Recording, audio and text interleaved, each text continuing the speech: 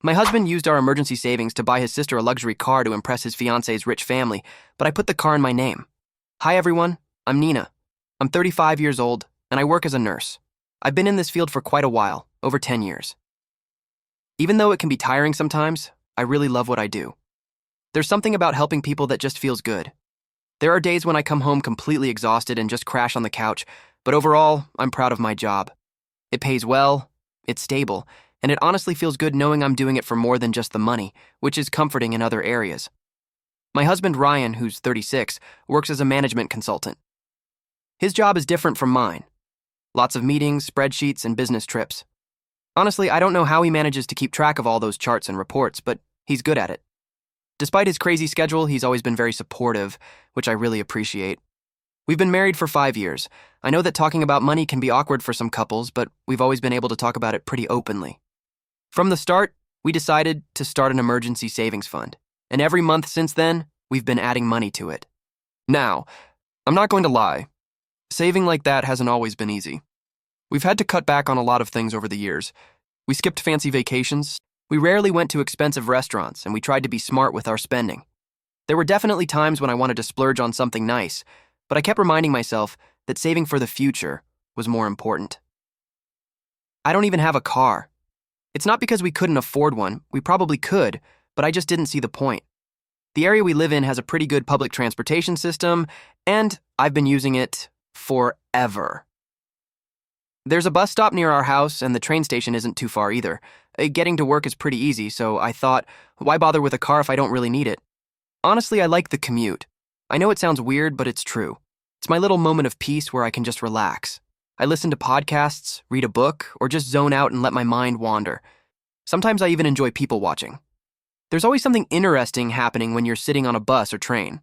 Yeah, sometimes there are delays, or I end up squished between strangers during rush hour, but for the most part, it's not that bad.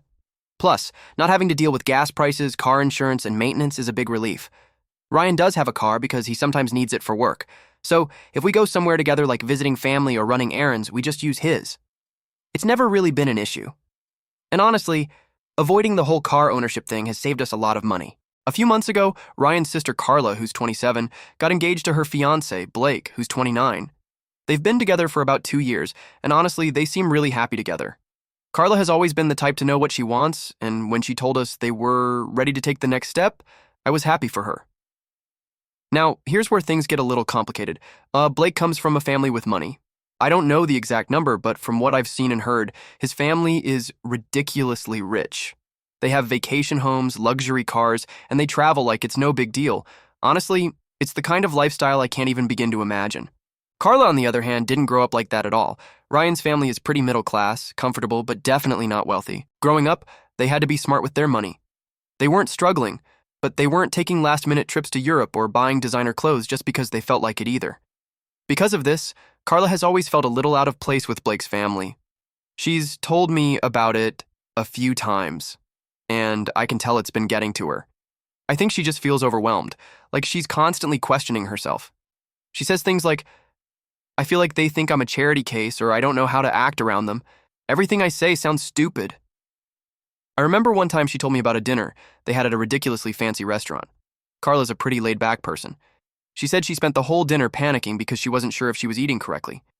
She was stressing about whether she was using the right silverware or if she was drinking her wine too fast. Another time, she told me about a family trip that Blake's parents invited her on. They went to a luxury resort, and Carla said she spent half the vacation feeling like she was doing everything wrong. She didn't know how to tip the staff properly. She felt weird asking questions because everyone else seemed to know how things worked, and she ended up feeling super self-conscious the whole time. She even told me that Blake's mother, while not openly rude, has a way of making her feel small. She's constantly evaluating her, almost as if she's silently questioning whether she's good enough for Blake. I don't think his mom has said anything directly insulting. You know that feeling when someone just looks at you like you don't belong there? Apparently, there's a lot of that. Carla has also mentioned how uncomfortable she feels when they're with Blake's friends. Apparently, most of his friends come from the same kind of wealthy background. So they casually talk about things like skiing in Aspen or their summer homes in Italy, things that just aren't relatable to someone who grew up worrying about car repairs and budgeting for groceries. Carla says she always ends up feeling like the poor girl, even though no one has actually said anything mean. It's more of an unspoken thing. I've tried to be supportive whenever she talks to me about this. I keep telling her that as long as she and Blake are happy together, that's what really matters. At the end of the day, she's not marrying his family, she's marrying him. If he loves her and they understand each other, then all those awkward dinners and weird looks won't matter. I've also reminded her that she doesn't have to pretend to be someone she's not. Blake clearly loves her for who she is, relaxed, down to earth, and that's why they've made it this far. I told her, now if you're being yourself and Blake's family still doesn't like you, that's their problem, not yours. But I understand why she's anxious. It's hard not to feel like you're being judged when you're surrounded by people who seem to live in a completely different world. It's not that Carla's ashamed of her background. She's proud of how she grew up. But I think she's afraid that no matter what she does, she's always going to feel like the one who doesn't fit in. I've told her that fitting in with Blake's family might take time. And honestly, it might never happen the way she wants it to, but as long as she and Blake are good, that's what counts. From everything I've seen, Blake is crazy about her. He's sweet, thoughtful, and he always seems to be on her side. And that's what's important. But here's the thing. About 2 weeks ago, everything I've told you comes together to become my problem. I had just finished a long shift at work, and honestly, I was exhausted. I came home expecting to just relax for the night, but instead I came out and saw this shiny fancy car parked in our driveway. At first I was just confused. I thought maybe Ryan's boss had rented a car or something, or some friend had stopped by. But then Ryan came out looking all proud and excited, and that's when I realized the car was ours. I asked him, "What's going on?" He said that he had used our emergency savings, the money we'd been saving for years, to secretly buy that luxury car. And the craziest thing of all is that the car wasn't even for us. It was a gift for his sister. I asked him at what point he thought that was a good idea.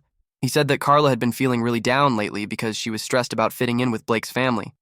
He thought that a fancy car would make her feel more confident, that it would help her fit in with her rich in-laws and help her feel like she belonged. I understand that Ryan cares about his sister. I like Carla too, but spending our emergency fund on something like that was one of the dumbest things I've ever seen a person do. That savings account wasn't just a bunch of money we'd been saving for fun. We spent years building it up. We skipped vacations, drove old cars, and kept things simple so we could have that safety net. It was our backup plan for when life wasn't so good, like if one of us lost our job, or if we suddenly had medical bills or house repairs. It was there to protect us. To say I was angry is an understatement at this point. I don't think I've ever been this upset with Ryan before. I asked him, "What if we need that fund?" His answer made me even angrier. He told me that he was sure we'd be fine, that it's just money and we can always save more. And the worst part was, I couldn't even understand the logic behind it. Buying Carla a luxury car wasn't going to magically erase her feelings of not fitting in. I knew she'd been feeling anxious about Blake's family, but spending that kind of money to fix it didn't make sense to me. I mean, Blake's family doesn't even seem like the type of people who would care about what kind of car she drives. At most, they'd be the type of family who cares about what kind of private jet Carla has. The value of that car is probably what they spend on a weekend in Europe. It wasn't even a smart plan. It was a plan that hadn't been thought through very much. Well, it hadn't been thought through at all. We argued for hours. He kept insisting that he was just trying to do something nice for Carla and that he thought I'd understand once I calmed down, but I wasn't calming down. Every time I thought about it, my annoyance grew. I couldn't stop thinking about all the things that could go wrong now that our savings were gone, and the fact that he didn't even talk to me about it first made it even worse. So, last Sunday, I made a decision. One that I know some people might say was petty, but honestly, I didn't care. I decided that if Ryan could make big decisions without me, I could do the same thing. I went behind his back and put the car in my name. I'm going to be honest, at first I didn't really know what I was doing. I'd never owned a car before, so I had to figure out how to do it. I spent some time online researching the process. It turns out it's not that hard if you have all the paperwork. Since Ryan had just bought the car recently, I knew all the documents were still in the house. I found everything I needed, the title, the bill of sale, and the insurance details, all stored in a folder in our filing cabinet. Honestly, I was surprised he hadn't stored it somewhere safe considering how much that car cost.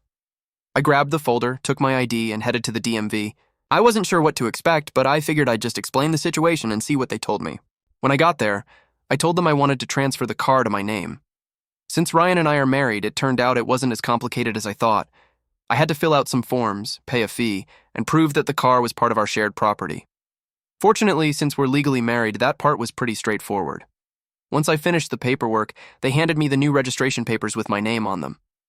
I knew this wasn't the most mature way to handle things, but I was so angry. When I got home, I didn't even tell Ryan right away. I parked the car in front of the house, went inside, and sat on the couch like nothing had happened. I knew he'd eventually notice. I just didn't want to deal with another argument right away. Then, on Monday morning, I got ready for work as usual. But this time, instead of walking to the bus stop, I grabbed the keys to my new luxury car. I wasn't even trying to be petty at that point. I just figured that if Ryan could spend our emergency savings on that car, then I could at least put it to some use. As I headed to the car, Ryan saw me walking towards it, frowned, and asked, "What are you doing?" I looked at him and said, "I'm taking my new car to work." He looked completely baffled. "Your car?" he asked. I nodded. "Yeah, I put it in my name." I don't think I've ever seen Ryan's face turn so red so fast. He just stared at me for a second as if he were waiting for me to say I was kidding, but I wasn't. I'd done the paperwork, and now the car legally belonged to me. "Are you serious?" he finally said. "Yes," I replied, opening the car door. "Since you used our emergency fund without talking to me, I thought I could do the same thing and make a decision that benefited me for once." I could see that he was annoyed now. I had to get to work, so I just got in the car, started the engine, and pulled out of the driveway before he could say anything else. I thought that was the end of it, but the drama was just beginning. Before I even got home that afternoon, my phone started blowing up. First it was Ryan. I ignored the call, then it was his mom, then his sister, then his dad, and then more calls from Ryan. I knew it wasn't going to be good, but I finally answered when my mother-in-law called again, mainly because I didn't want her showing up at my house. She was yelling at me over the phone. "How could you do this? You're a heartless woman. Poor Carla, you took away her gift because you're jealous." I didn't want to interrupt her because she was being so funny, but I did. So I could tell her, "Are you serious?" Ryan spent our emergency savings without consulting me, and I'm the bad guy. She didn't care about that little detail. She kept going on and on about how Carla was going to feel embarrassed now because she wouldn't have the proper status to fit in with Blake's family, how this car was supposed to help her feel like she belonged, how I had ruined everything by taking this away from her. At that point, I was completely fed up. I told her, if Carla's fiancé's family only cares about what kind of car she drives, then maybe she shouldn't marry into that family. And if Carla's family cares about the car Carla drives, they can buy her one out of their own pocket. Of course, that didn't stop the calls. My father-in-law called after that, but I ignored it. Then, Carla sent me a text message saying how disappointed she was and that she really needed that car to feel like she fit in. She said she thought we were family and that she never expected me to be so selfish. That did hurt. I'm not going to lie. I actually like Carla. Or at least, I used to. I understand that she feels insecure about her new in-laws, but at the end of the day, I'm not responsible for fixing that with my savings. I didn't take away her car. It was Ryan who made a reckless decision and forced me to do something about it. Now Ryan isn't talking to me. He slept on the couch last night and the tension in the house is thick. I know he's angry, but I don't care. He had no problem making huge financial decisions behind my back, so why should I feel bad for doing the same thing? Update 1. After all the mess with Ryan's family, things got incredibly tense. Ryan and I barely spoke for several days. He kept giving me those looks, as if I was the one who had betrayed him. It was incredibly frustrating because he just couldn't understand why I was so upset. The last straw for me came yesterday. I had taken the car out to run some errands, and when I got home, something felt strange. The driver's seat was pushed back, much further than I would leave it. Ryan is taller than me, so that was the first thing I noticed. Also, the glove compartment was slightly open. I felt that little knot of suspicion forming in my stomach, so I decided to check. And that's when I realized that some documents were missing, including the new registration that showed the car was in my name. When I asked Ryan about it, he didn't even try to deny it. He admitted that he had taken the papers because he was planning to go to the DMV to put the car back in his name and then give it to Carla, without telling me anything again. The rage I felt at that moment was like a fireball in my chest. I told him that if he even tried to do something like that again, I was going to report the car as stolen. I know it sounds extreme, but after everything that had happened, I was so tired of feeling like my voice didn't matter in this marriage. Things blew up after that. Ryan accused me of turning my back on his family and said I was being cruel to Carla for no reason. To him, it was all about how my reaction was hurting his sister, not about how his decision had shattered our trust and financial stability. I reminded him that he was the one who emptied our savings without thinking twice, and that I was just trying to protect what was left of our financial security. But he didn't see it that way. To him, I was the villain who had ruined his attempt to help his sister. I guess someone told Carla because she sent me a message that same afternoon. The first thing she did was apologize, and she admitted that she had been venting about her in-laws to Ryan, not realizing how much she was pressuring him to fix things for her. She told me that she never expected him to spend our savings, and also didn't know about it, and that she felt horrible about it. She thought it was just her brother's money. I was also surprised when she said that she really agreed that her fiancé's family should accept her for who she is, not for the type of car she drives. She even mentioned that if Blake's family made her feel out of place again, she would reconsider inviting them to the wedding. Carla also had a talk with Ryan, where she told him that she didn't want a car, and that she only felt sad at first because she hadn't realized that Ryan had emptied all our savings to buy it. She made it clear to him that she didn't expect him to do anything so extreme, and that she never would have asked him for something like that. Finally, Ryan apologized to me, but the apology felt half-hearted, as if he was doing it only because Carla told him to, and not because he really understood why I was so hurt. Since then, we've had several long conversations, and I've told him directly that I don't trust him with our finances right now. I've taken total control of our bank accounts for now, and we're going to start couples therapy because, honestly, I don't know how to move forward otherwise. I still have the car, but honestly, I'm thinking about selling it, not to give it to Carla, but to put the money back in our emergency fund. That savings account was supposed to give us peace of mind, and I want to get that back. Update 2. After my last update, Ryan and I started couples therapy. Honestly, I went in with low expectations.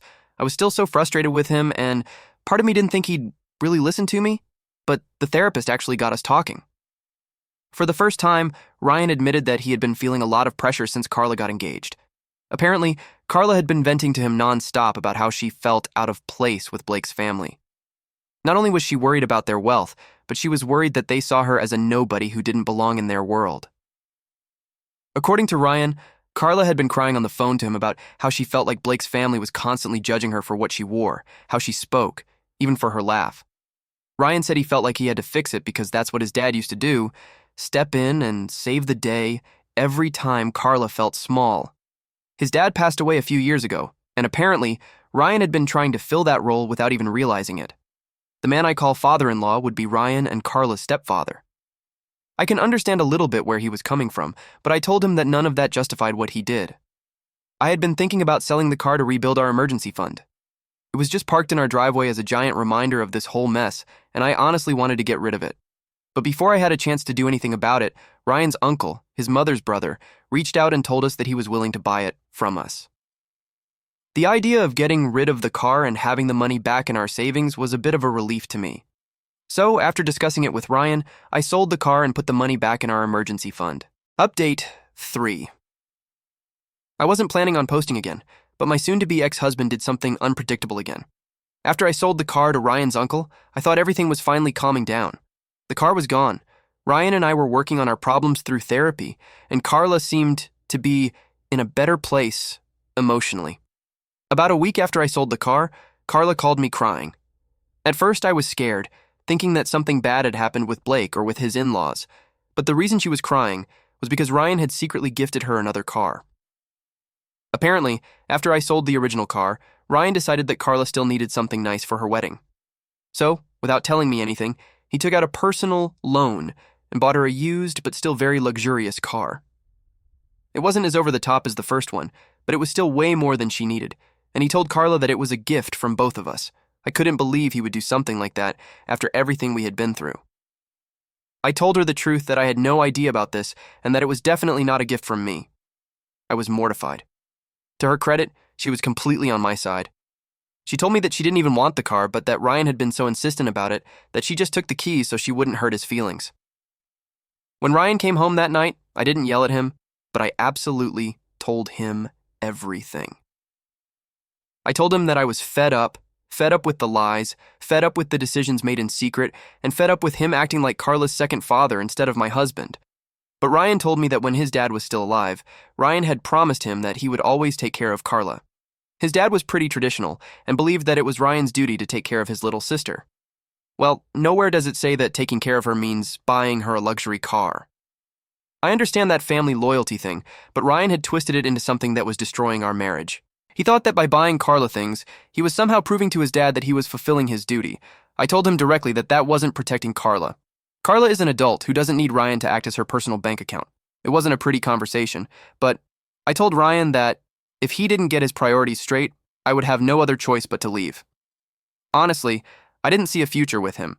Then he told me that if I was going to make him choose between him and Carla, he would always choose his sister, because he had an obligation to take care of his family, and that a real wife wouldn't put him in that position. None of that is what I told him, but since I was tired of arguing, I simply told him that divorce sounded good to me. I can't wait every month for him to use our fund or take on debts that affect both of us. He can't even understand that it's not that I don't want him to protect Carla and be a good brother. I just want him not to do it by throwing thousands of dollars. There are other ways to protect her. So yes, we are in the process of divorcing. It is very new and the papers haven't even been filed yet, but I don't think I can change my mind. Update 4. I make this update in part to shut up the comments that said I wasn't going to get divorced, and also to update you on Carla's wedding that I was invited to. Let's start with the divorce. The divorce was completed. Everything was divided in half. And now my ex-husband can give Carla the luxury gift he wants, but with his half, which he did. But if you had seen the wedding, the gift he tried so hard to buy was probably nothing compared to the gifts from Blake's family. He gave her a gold bracelet with diamonds before the wedding, pretty nice from what I've seen in photos, but that only sparked more discussions between Ryan and Carla because she had told him that she didn't want any more gifts like that from him, to the point that Carla ended up not inviting him to the wedding.